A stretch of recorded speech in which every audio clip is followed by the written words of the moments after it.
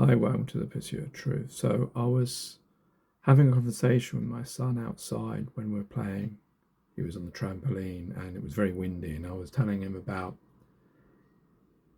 how when I was young, we had one TV that we shared with the family, and because he was asking me about, oh yeah, because I have to spawn these creatures in the trampoline for him to fight, and one of them was Kermit or the Muppet Show, I think.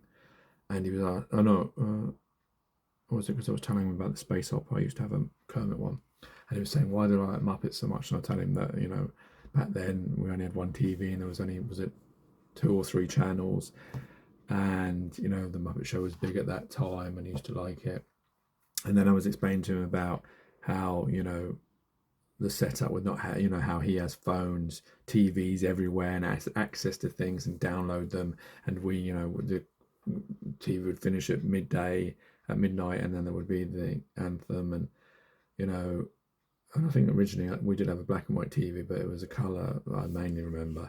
And then I was telling him about how my dad, his granddad, would have had a black and white TV, maybe not even had a TV, and remembering and telling him about the time he would, Quatermass would be on, and everyone would be out on the street. Would The streets would be empty, and he'd go into a friend's house to watch it. I think it was Quatermass in the Pit, which was 57 or something. And the difference between 70 years between having maybe not even having a TV, and if you did a black and white one and one channel, BBC, I don't know what it was called then, it wasn't called BBC One, I assume it's called BBC TV or just BBC. And then, then when me having, BBC, what was it, 1 and 2 and ITV, and then later Channel 4, and then the 90s Channel 5, and then a TV in one room or two rooms, because there was one in the living room and one in the back room. The one in the back room was very small, but and that it wouldn't, couldn't get on demand. You didn't have a phone, you didn't have internet and all that stuff until later. And then him, where he has a screen in every room, he can take his his phone with all that access anywhere he goes, watch it in the car on demand or whatever, and how many different channels there are. And then I was telling him that imagine what it's going to be like in 70 years' time when um, there will be, and I was saying like it would maybe be like you wouldn't have a TV at all, it would be in your brain, like dreaming. You see it would be AI who'd ask for, I want a program like Doctor Who saying, I want Charlie Chaplin in it, and you could pick whoever you want in it. You could, it would, based on your likes, and you'd be in it, or you would view it as you're in it. So you could just, something you would maybe put here, and it would send to your brain, brain waves, and you would see, in front of you or in a dream state type thing, the film or TV series, whatever you wanted, and you could program it, or you could give it a parameter, and then this AI thing would give what you want. You could have Richard Burton in it. You could have whoever you like in it. I don't know how copyright would work. That would be very difficult. Hopefully, they wouldn't care about it at that time, but I'm sure they will if there's still money. And you could have all these. You could recreate episodes, or you could be in them. You could experience them. It's like immersive. It could be all those things. Whatever whichever, whether you want to be in it as the main star, witnessing it, it would be like TV, but more. And then I was saying to him about this conversation. You remember this when you're young, when because it was 70 years, so it would be he would be the grandfather, his son would be would be me, and his son would be Aiden, him. And then I was saying, like, when I'm gone, you'll be able to tell your grandson that, oh, your dad said this back then, and this is what is happening. And then it dawned on me later, and just before I was doing this, is that he just said, "Oh, carry on." After a bit, he said, like, "Oh, we're doing too much talking. Let's play." And I wondered whether it sunk into him or not, about the fact that I would be gone. And it just made me think about him and how he would feel about me being gone. Because I know, even though I'm not taking him to school because I'm working early, he's saying like that, oh, he's going to miss me. So imagine how mean, I know, like, even me, and I wasn't as close as I don't think as I am with Aidan and Lena, in the sense that I used to pray for my parents at night, to live forever. But I don't remember what age that started. But he's 7, going on 8 very, very soon.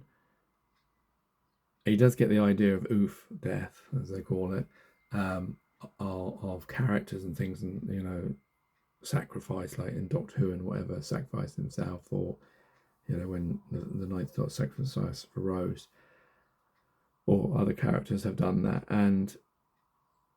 but I don't know whether he really knows what it is. And I was thinking about that and how he might think about that conversation and dwell upon it, and then maybe he'll start doing the same as I did.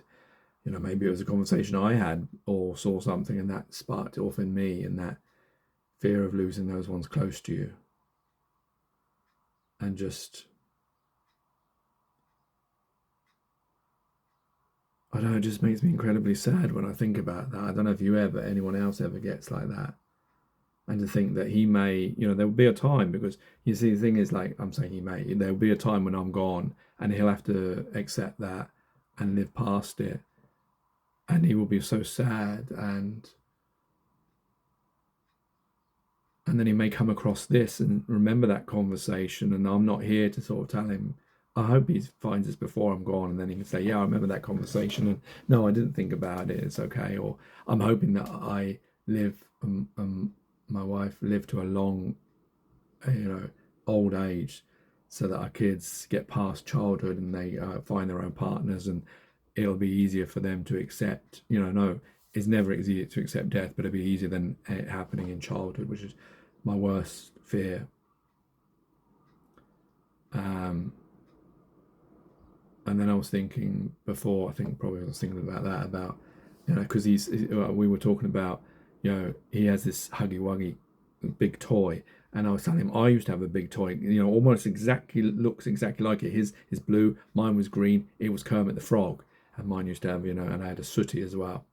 And I was explaining about those, but it's just funny how, and I was saying, like, we're both the same child, because he's got this big blue Huggy Wuggy, I got the big blue Kermit, but I don't remember if my dad or mum, like, did the voice, and like with me and him, we have this character of Huggy Wuggy where we both do the voice, like, oh, I'm Huggy Wuggy, or oh, Aidan, and like that, and he'll sometimes say, stop doing his voice, and then he'll do the voice, and like we're bringing him to life, as it were, and thinking about in the future. Then I was thinking, when I was thinking about all this, is like, it came into my head, like, as if I was passing away in a hospital, in a hospital bed, and I say to Aidan, oh, have you brought Huggy Wuggy so I can say goodbye to him? And then seeing him as, like, I don't know if it was just Aidan, it felt like he was more grown up, but it felt like the Aidan as the child, bringing Huggy Wuggy and doing his voice and saying goodbye, Daddy. This is how I felt when I was thinking about that, but it was more because it was in that, I'm just feeling it now, but it was like this. I don't know if you ever have this feeling when you think about these things of death and lose these connections. It felt so like a hot metal inside me burning. I can't explain it. It wasn't quite like that, but it just felt like you felt this intense feeling of because I'm just, like, in my head, like I often am, thinking of things. That's why teacher used to call me, was it the Dormouse from Alice in Wonderland, because I would daydream looking out the window. Whether that was autism, I don't know. Maybe that was an early sign, but just him. And then thinking about if that was then real, because that was just my imagination thinking about that, and then thinking, well, if that was a real thing that I, because one day I will maybe be in that hospital bed dying and having to say goodbye to my son, and I will never see him again, and he will be the one who stays behind and he will feel that, not, that loss of connection for as long as he lives, like I feel it for my mum, or for my cat Tom, or or Annie, or whatever. And but it just felt so like, how am I creating this sentimental thing of this, because I'm thinking, well, yeah, I had that Kermit, but I didn't have that same connection because we didn't, do that. But I'm doing this with him, this character that is, for years now. and like it may be something that, or it, and like sometimes I think about, I might have even discussed this, that it will be left on his bed when he leaves and goes to his own house, and I'll be, sort of telling him, "Oh, Huggy, where's Aiden?" And oh, he's gone. Oh, okay, Daddy, but at least you're here. It just makes that. Why am I creating this sort of like really sentimental, horror story in that sense that, this idea of that, it's bad enough him having to say goodbye to me, but then I've created this like this Huggy Wuggy. It's not even real, but the fact that him doing the voice of Huggy to say it to me, I don't know, it feels so like poignant and sorrowful and sad. It's a bit like one of my poems, but I just thought about that idea of him pretending to do. I don't know if is it the pretense of it. I don't know why it feels so like emotional of him doing this. Maybe because it's childlike as well. I don't know. And the fact that also maybe because Huggy doesn't exist and is really him doing the voice and saying goodbye and me saying goodbye to Huggy, this toy from Poppy Playtime. But yeah, I was just thinking about that, and I just wondered whether any of you ever think about these things. How, I don't know, just, I don't know. Take care, take it easy, God bless, and peace.